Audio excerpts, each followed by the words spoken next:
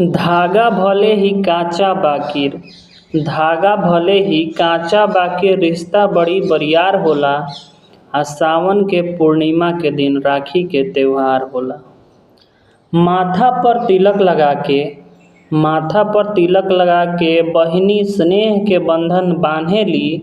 आ सदा विजयी होके मोर भैया भगवान से दुआ मांगेली। बहिनी के रक्षा करेला भाई भी कसम खाएला।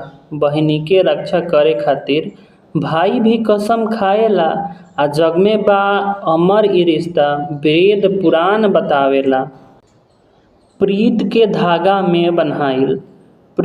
धागा में बन्हाइल स्नेह के ई संसार। आ सबका के मुबारक होके ई राखी के त्योहार। तो रक्षाबंधन के बहुत बहुत शुभकामना बा।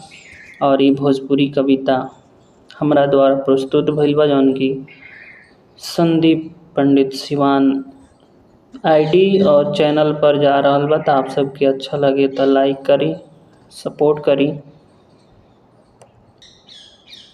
Thank you.